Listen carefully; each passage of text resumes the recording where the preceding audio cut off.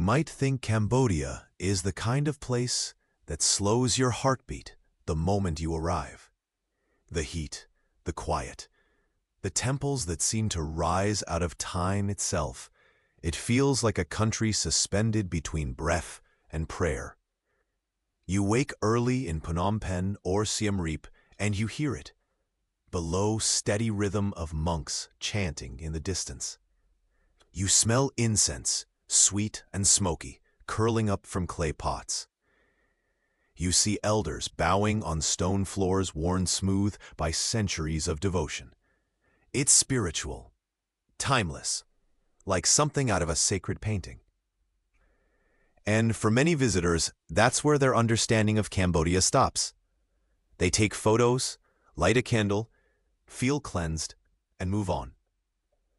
But those who stay longer, those who walk without cameras, who speak with locals, who notice what isn't said, they begin to sense another rhythm underneath, a quieter one, not spiritual, but social, not ancient, but painfully current. Take the case of Mr. Ravi, a retired physiotherapist from Chennai, who traveled to Cambodia hoping to volunteer at a local health camp and deepen his meditation practice. He settled in a guest house not far from a well-known temple in Kampong Thom.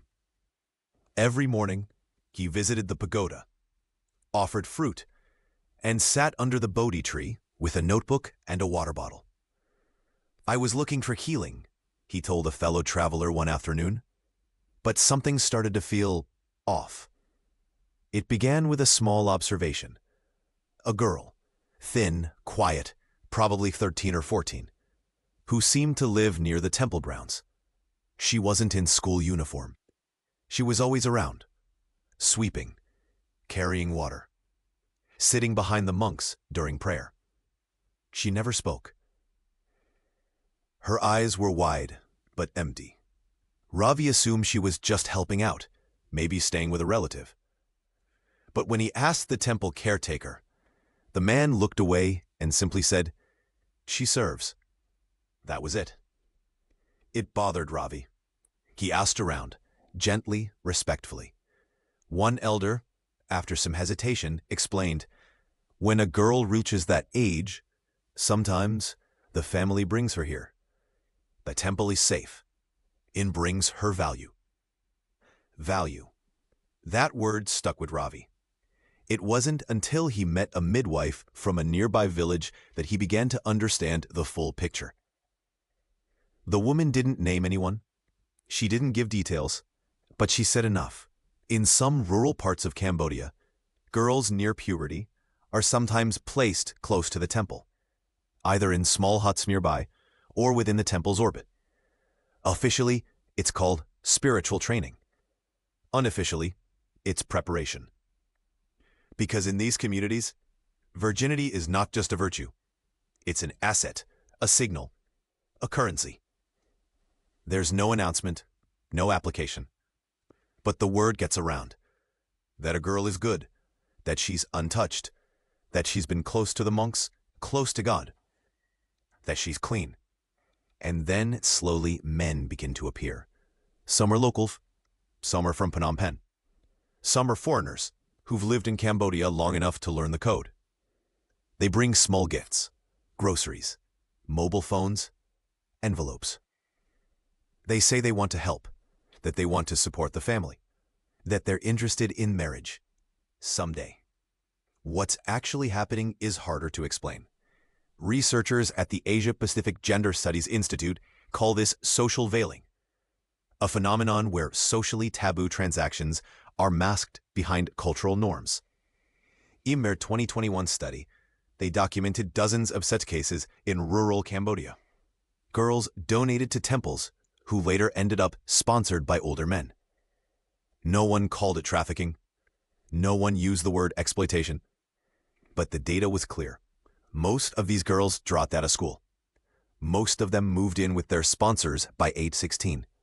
None of them returned to temple life. What disturbed Ravi the most wasn't the act, it was the silence. Everyone seemed to know. No one interfered. Not the monks, not the families, not the community. It was as if the system had been running for so long, no one could imagine stopping it without breaking something sacred. And maybe that's the hardest part to accept. In Cambodia, tradition is a kind of armor. It protects people from shame, from conflict, from collapse. But sometimes that same armor hides wounds so deep, no one dares speak them aloud. Ravi left the village quietly. He never confronted anyone, never wrote about it. But before he left, he walked to the temple one last time. The girl was there, sweeping as always. She looked up at him, and for a moment, neither of them said anything. Then she looked back down and kept sweeping. Not every girl near a temple ends up entangled in that quiet transaction, but enough to that it no longer feels accidental. It's a system, unspoken, unrecorded, and somehow still running smoothly. What makes it dangerous is that it wears the costume of culture. The sweeping, the silence, the bowed heads. They're not lies. They're layers. And in Cambodia, layers are everything. What Ravi saw was only the beginning. As he moved on to Siem Reap, he noticed something that unsettled him even more. The tourists, or rather, the kind of tourists who seem to linger in temple towns without any clear reason. Older men, usually alone. They didn't carry guidebooks. They weren't here for Angkor Wat. They sat in cafes with two young girls. They walked the night market slowly, looking, not buying. They blended in, but only if you weren't paying attention. One evening at a riverside cafe, Ravi overheard a conversation. A foreign man, mid-60s, British accent, was telling another expat that he'd met a very traditional girl near the temple. Quiet, respectful, not like the girls back home, he said. Her family's so grateful I'm helping. She's never even had a boyfriend. It hit Ravi then. The same story was repeating. Different town, same plot. And the girls? Some of them knew. Not all, but enough. They weren't all passive victims. Some played along, strategically, carefully.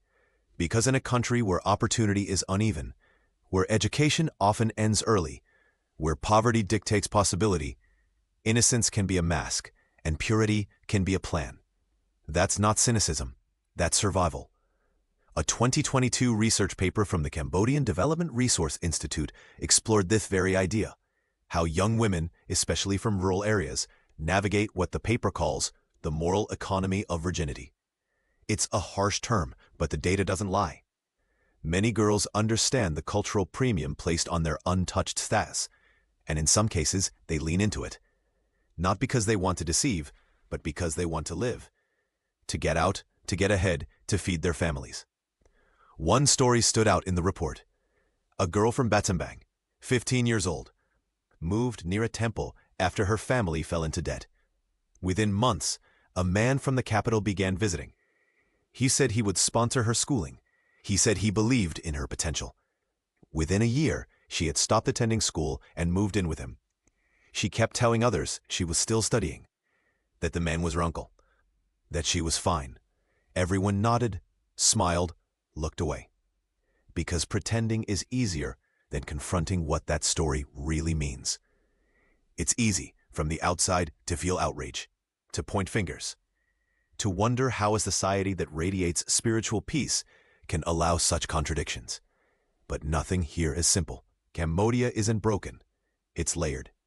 Generations carry the trauma of war, of genocide, of loss. And in the cracks left behind, systems like this take root. Quietly, permanently. Ravi left Cambodia changed. Not disillusioned, but no longer innocent.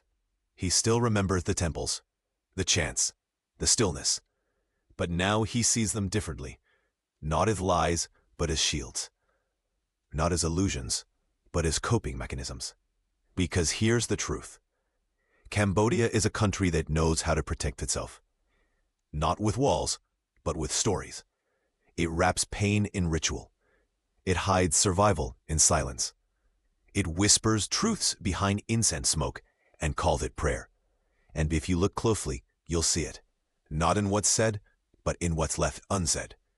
In the girl sweeping, in the man watching, in the silence between them.